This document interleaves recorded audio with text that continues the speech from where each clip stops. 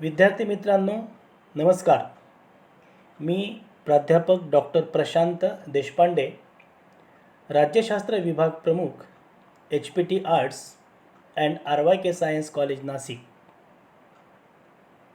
विद्यार्थी मित्रांनो, प्रथमतः मी महाविद्यालयाच्या आणि राज्यशास्त्र विभागाच्या वतीनं आपल्या सर्व विद्यार्थ्यांचं मनपूर्वक स्वागत करतो. कोरोनाच्या पार्श्वभूमीवर महाविद्यालयांनी आणि विभागांनी ऑनलाईन माध्यमातून आपल्यापर्यंत आपला अभ्यासक्रम पोहोचावा, अध्यापनामध्ये कुठलाही खंड पडू नये, ह्या भूमिकेतून आम्ही आपल्याशी विभागातील सर्व प्राध्यापक ऑनलाईन पद्धतीनं शैक्षणिक संवाद साधणार आहोत. ह्याचाच एक भाग म्हणून आपण आज MA भाग 1 राज्यशास्त्र विषयामध्ये आधुनिक राजकीय विचार हा एक कंपल्सरी 7वा पेपर आहे. त्याला तुमच्या भाषेमध्ये POC7 असं म्हणतात. त्या आधुनिक राजकीय विचारामध्ये आपल्याला ह्या वर्षी एकूण 5 विचारवंत आहेत. ते सर्व भारतीय आहेत. पहिले विचारवंत आहेत न्यायमूर्ती महादेव गोविंद रानडे. दुसरे विचारवंत आहेत महात्मा गांधी. तिसरे विचारवंत आहेत जवाहरलाल नेहरू. चौथे विचारवंत आहेत डॉक्टर बाबासाहेब आंबेडकर. आणि 5वे विचारवंत आहेत राम मनोहर लोहिया. ह्या 5 विचारवंतांपैकी पहिले जे विचारवंत आहेत न्यायमूर्ती महादेव गोविंद रानडे, ह्यांच्या सामाजिक सुधारणाविषयक विचारांचा, आर्थिक विचारांचा आणि राजकीय उदारमतवादाचा अभ्यास आपण या व्याख्यानमालेअंतर्गत करणार आहोत. हा अभ्यास करण्याआधी आपण पहिल्यांदा आधुनिक राजकीय विचारवंत म्हणजे काय, त्याचा अभ्यास कसा करायचा, हे सगळं समजून घेण्याआधी राजकीय विचारांचा अभ्यास कसा करावा हे समजून घेणं फार महत्त्वाचं आहे. आपण ह्या चित्रामध्ये पाहत असाल, प्राचीन काळातील मानव हा चित्राच्या डाव्या भागामध्ये आहे. उजव्या भागामध्ये आधुनिक काळामध्ये आधुनिक समाज आहे आणि मध्यभागी टोलेजंग असं इमारतीमध्ये उभं राहिलेलं शहर आहे. म्हणजे मानवाची प्रगती, मानवाचा विकास प्राचीन काळापासून आधुनिक काळापर्यंत कसा झाला ह्याचा एक ढोबळ चित्रमय प्रवास ह्या स्लाईडच्या माध्यमातून आपल्या डोळ्यासमोर उभा केलेला आहे. शेवटी राजकीय विचारांचा अभ्यास कसा करावा हे आपण पुढं समजून घेणार आहोत. पण ह्या राज्याची निर्मिती कोणत्या टप्प्यापासून चालू झाली ह्याचा जर विचार केला तर ह्या चित्रामध्ये आपल्याला एक व्यक्ती दिसते. अनेक व्यक्ती एकत्र आल्या की समाज बनतो आणि त्या समाजामध्ये कायदा आणि सुव्यवस्था राखण्याचं काम जी संस्था करते ती राज्यसंस्था असते. म्हणजे एका वाक्यामध्ये व्यक्ती, समाज आणि राज्य ह्या 3 घटकाच्या वर्तुळाभोवती आपल्याला राजकीय विचारांचा अभ्यास करावा लागतो. आता हा अभ्यास करताना आपल्याला ढोबळमानाने आपल्या मनाशी किंवा अभ्यास करण्याच्या सुरुवातीला 3 प्रश्न विचारायचे आहेत. म्हणजे राजकीय विचारांचा अभ्यास कसा करावा त्याचे 3 प्रश्न आहेत आणि त्या प्रश्नाची उत्तरं आपल्याला देता आली की आपला हा विषय अधिक सोपा होण्याची अधिक शक्यता आहे. पहिला प्रश्न, राजकीय विचार म्हणजे काय? त्याचं उत्तर, राज्याचा अभ्यास. ह्यात राज्य नावाची संस्था, राज्य नावाच्या संस्थेची उत्पत्ती, त्याच्या शाखा, राज्याच्या उपशाखा, राज्याची शक्तिस्थानं राज्याची कशी अवनती झाली इत्यादी घटकांचा अभ्यास करावा लागतो. दुसरा प्रश्न विचारायचा, राजकीय विचारांचा अभ्यास का करावा? तर त्याचं साधं उत्तर आपल्या बोलीभाषेमध्ये पुढच्यास ठेच मागचा शहाणा ह्या उक्तीप्रमाणे भूतकाळातील अनुभव, भूतकाळातील शहाणपण गाठीशी घेऊन वर्तमानातला आणि भविष्यातला प्रवास सुखकर होण्यासाठी आपल्याला राजकीय विचारांचा अभ्यास करावा लागतो. आणि तिसरा प्रश्न, राजकीय विचारांचा अभ्यास कसा करावा? त्याचं फार सोपं साधं उत्तर आहे, भूतकाळातील जे म्हणून कोणी राजकीय विचारवंत आहेत त्यांचं लिखाण, त्यांचे ग्रंथ वाचायचे आणि राजकीय विचाराच्या अभ्यासाला ह्या 3 प्रश्नाच्या उत्तरातून सुरुवात करायची.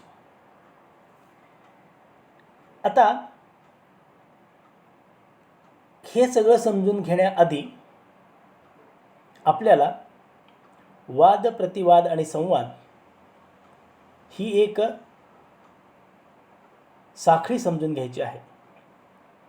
भूतकाळामध्ये एखादा राजकीय विचार मांडला तर तो वाद झाला, त्याला प्रतिक्रिया आली तर तो प्रतिवाद झाला आणि वादातून आणि प्रतिवादातून जो काही विचार समोर येईल त्याला आपण संवाद म्हणतो. म्हणजे वैचारिक संघर्ष हा वाद, प्रतिवाद आणि संवाद ह्या 3 प्रक्रियेमधून थिसिस, अँटिथिसिस आणि सिंथेसिस ह्या 3 प्रकारामधून पुढे जात असतो. आणि मग ह्या वाद, प्रतिवाद, संवादातून जे काही वैचारिक गट, विचारवंताचे गट तयार होतात त्यामध्ये प्रामुख्याने ह्या चित्राच्या आधारे आपल्याला राजकीय विचारवंताचे 2 प्रमुख गट दिसून येतात. एक पुराणमतवादी किंवा कॉन्झर्वेटिव्ह, प्रातिनिधिक स्वरूपामध्ये ॲरिस्टॉटलचं उदाहरण देता येईल. आणि दुसरा चिकित्सक किंवा क्रिटिकल विचारवंतांचा गट, ह्याचं प्रातिनिधिक उत्तर हा आपल्याला रुसो देता येईल. आणि पुन्हा चिकित्सक गटाचे 2 उपभाग होतात. एक सुधारणावादी गट, त्याला आपण रिफॉर्मिस्ट म्हणतो, त्याचं प्रातिनिधिक स्वरूपामधलं उदाहरण बेंथॅमचं आपण देता येईल. आणि जो दुसरा गट आहे तो क्रांतिकारकांचा गट, त्याला आपण प्रातिनिधिक स्वरूपामध्ये कार्ल मार्क्सचं उदाहरण देता येईल आणि त्याला इंग्रजीमध्ये रिव्हॉल्युशनरी गट असं म्हणतात. आता ह्या एकूण 4 गटांचा वैचारिक प्रवास कोणत्या मार्गाने होतो हे आपल्याला तपासून घेणं अत्यंत आवश्यक आहे. पहिला पुराणमतवादी किंवा त्याला स्थितीवादी किंवा त्याला कॉन्झर्वेटिव्ह गट असं म्हणतात. ह्याचा अर्थ असा, प्रचलित राज्यव्यवस्थेवर, तिच्या हेतूवर, शक्तीवर पूर्ण विश्वास असलेले, म्हणजे प्रस्थापित राजकीय व्यवस्थेवर ज्यांचा विश्वास आहे असे पुराणमतवादी. दुसरा गट आहे चिकित्सकांचा. तो गट विद्यमान राज्यव्यवस्थेतील शासन यंत्रणेतील दोषांवर, उणिवांवर कडाडून टीका करतो आणि ह्या राजकीय व्यवस्थेमध्ये परिवर्तन झाले पाहिजे, परिवर्तन घडून आलं पाहिजे अशी भूमिका घेतो.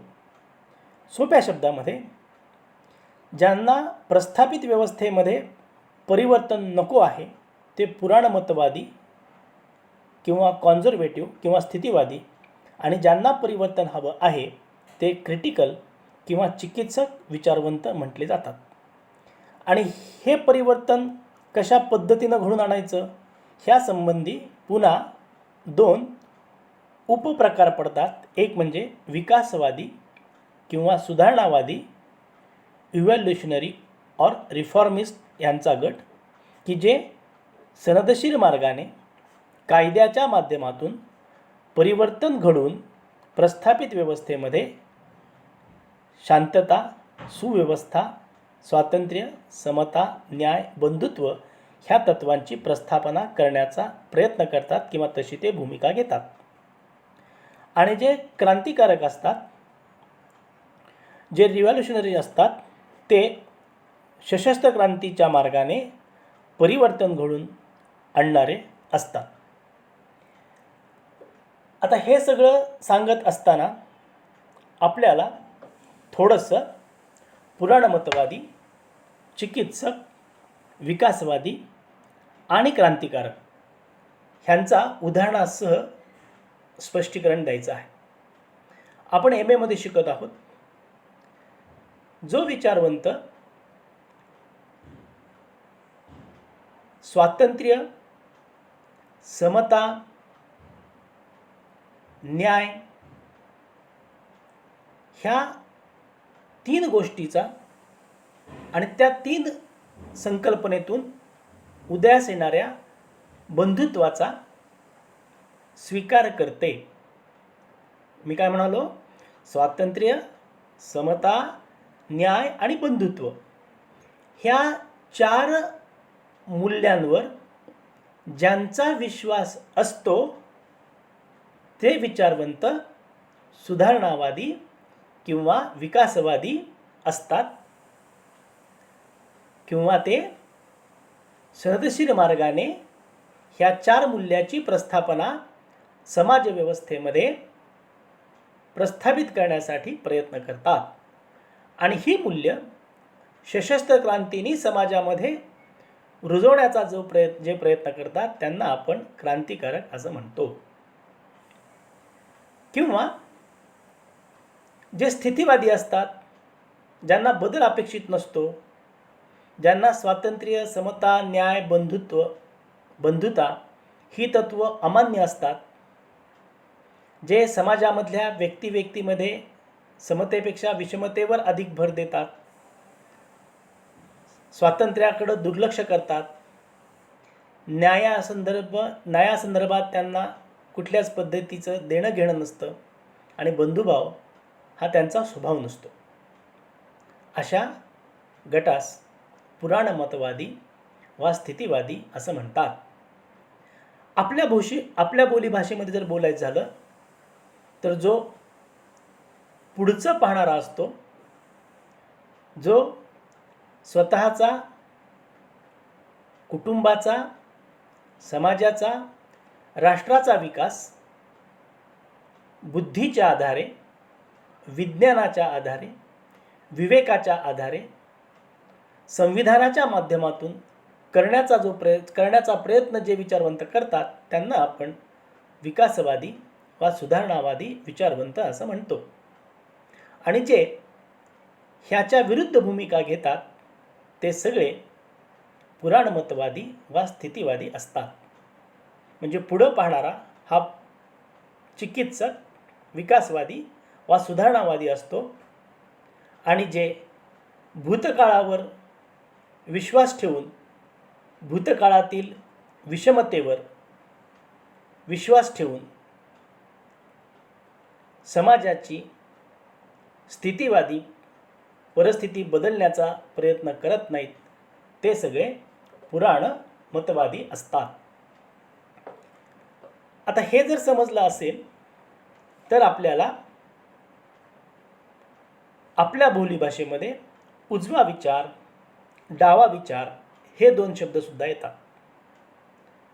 उजवा विचार याचा अर्थ पुन्हा तोच असतो जो प्रचलित राज्यव्यवस्थेवर, तिच्या हेतूवर, शक्तीवर पूर्ण विश्वास ठेवतो, त्याला उजव्या विचारसरणीचा राजकीय विचारांचा गट असं आपण म्हणतो.